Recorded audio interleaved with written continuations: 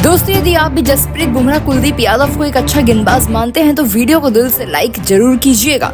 और दोस्तों, भारत और श्रीलंका के बीच तीसरे टेस्ट मैच के 5वें दिन श्रीलंका को जीतने के लिए मात्र चाहिए थे जब 9 रन, तब जसप्रीत बुमराह ने एक साथ 5 विकेट लेकर पलट कर रख दिया पूरा मुकाबला। तो कुलदीप यादव भी नहीं रहे पीछे, मैदान पर दिखाई ऐसी चमत्कारी गेंदबाजी जिसे देखकर हिटमैन रोहित शर्मा, विराट कोहली के भी उड़ गए होश। तो आखिर भारत और श्रीलंका के बीच तीसरे टेस्ट मैच के 5वें दिन की पूरी हाईलाइट तो आपको दिखाएंगे ही, लेकिन उससे पहले आप सभी को क्या लगता है जसप्रीत बुमराह, मोहम्मद शमी और कुलदीप यादव में से कौन शानदार गेंदबाज? कमेंट में अपनी कीमती राय जरूर बताइएगा। तो आपका ज्यादा समय न गवाते हुए बात करते हैं सीधा खबर की।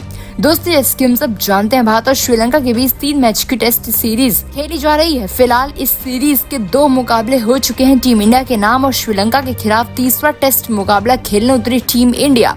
5वें दिन ये मुकाबला प्रेमदासा क्रिकेट स्टेडियम पर खेला जा रहा है।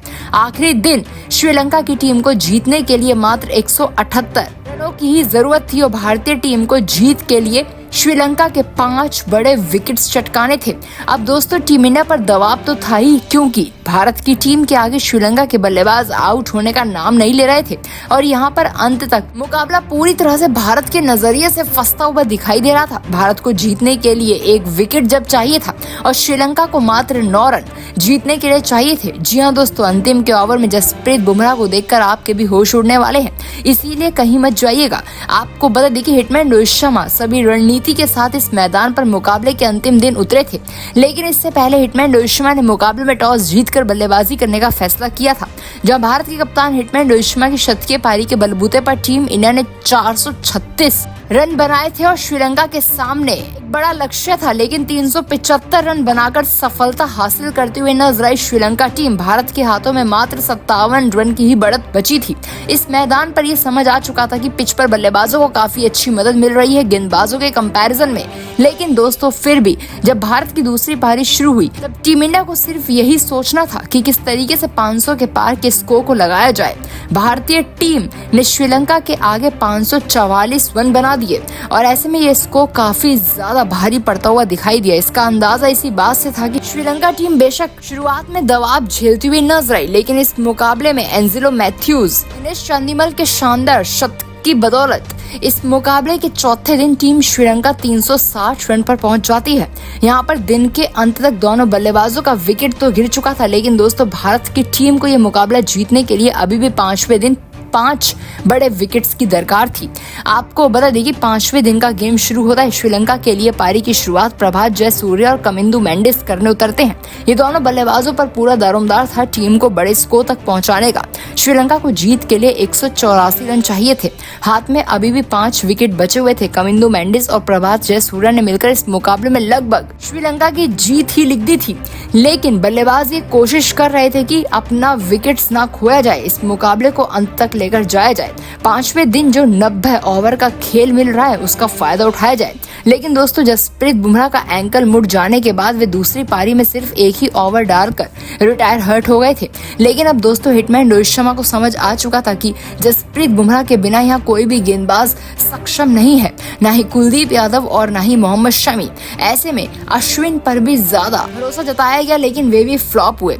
टीम को 184 रन बनाने थे। भारतीय टीम के ऊपर दबाव बनता जा रहा था, जिसके चलते जसप्रीत बुमराह को बुलाया गया। इस मैदान पर जसप्रीत बुमराह ने न सिर्फ स्कोर को रोकने का काम किया, बल्कि अपनी टीम को जीत की दहलीज पर ले जाते हुए जसप्रीत बुमराह ने कमिंदु मेंडिस का बड़ा विकेट ले लिया, जो कि 52 रन बनाकर आउट होते हैं। हालांकि कमिंदु मेंडिस के आउट होने के बाद धनंजय द सिल्वा और प्रभात जयसूर्या के बीच साझेदारी आगे बढ़ती हुई नजर आई, लेकिन विराम लगाने का काम एक बार फिर से करते हुए नजर आए। जसप्रीत बुमराह ने 38वें ओवर की छठी गेंद पर धनंजय द सिल्वा को आउट कर दिया। मात्र 2 रन बनाकर आउट होते हैं और इस मुकाबले में अब तक श्रीलंका टीम ने अपने 7 बड़े विकेट्स गंवा दिए थे। भारत की टीम लगभग वापसी कर चुकी थी। अब 3 बल्लेबाजों को आउट करना भारत के लिए कोई खास बड़ी बात नहीं होने वाला था, क्योंकि बल्लेबाजी क्रम निचले बल्लेबाजों पर जाकर काफी ज्यादा डगमगाता हुआ नजर आता है श्रीलंका का।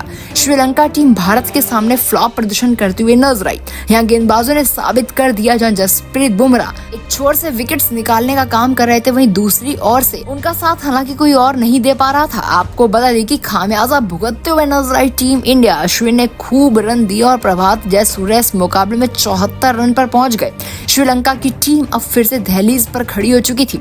अब दोस्तों एंकल मुड़ जाने के बाद जसप्रीत बुमराह को एक बार फिर से लाने का फैसला किया गया। बुमराह ने आते के साथ ही 66वें ओवर की पहली गेंद पर प्रभात जयसूर्या को मिडिल स्टंप पर गेंदबाजी करवाई और प्रभात जयसूर्या बिल्कुल स्टंप के आगे आकर खड़े हो गए और जिसके चलते एम्पायर ने फैसला सुना दिया आउट का। प्रभात जयसूर्या आउट हो चुके थे, लेकिन डीआरएस लेने के बाद प्रभात जयसूर्या का ये फैसला गलत साबित हुआ और वे आउट ही रहे। एलबीडब्ल्यू आउट होने के बाद प्रभात जयसूर्या टीम को सबसे बड़ा झटका देते हुए नजर आए। 74 रन का योगदान दिया।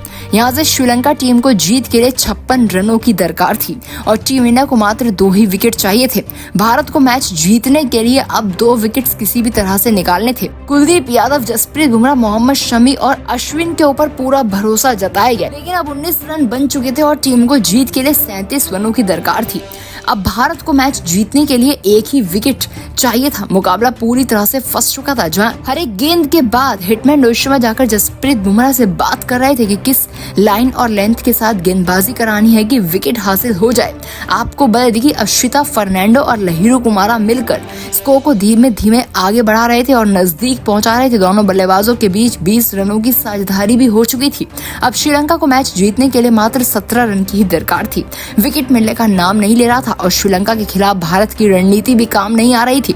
हिटमैन रोहित शर्मा ने नई रणनीति बनाई, खिलाड़ियों को 30 यार्ड के अंदर ही रख दिया। दोनों खिलाड़ी बाउंड्री के बाहर खड़े थे और दोस्तों बल्लेबाजों पर प्रेशर आ चुका था। एक रन फूंक कर बनाया जा रहा था। अब इसको काफी नजदीक पहुंच चुका था। 8 रन टीम को चाहिए थे। साझेदारी काफी तेजी से आगे बढ़ रही थी। हिटमैन रोहित शर्मा ने आखिरकार जसप्रीत बुमराह को एक और ओवर करवाने के लिए बुलाया। जसप्रीत बुमराह इंजरी होने के बावजूद इस मुकाबले को संभालते हुए पूरी कोशिश करते हुए नजर आए।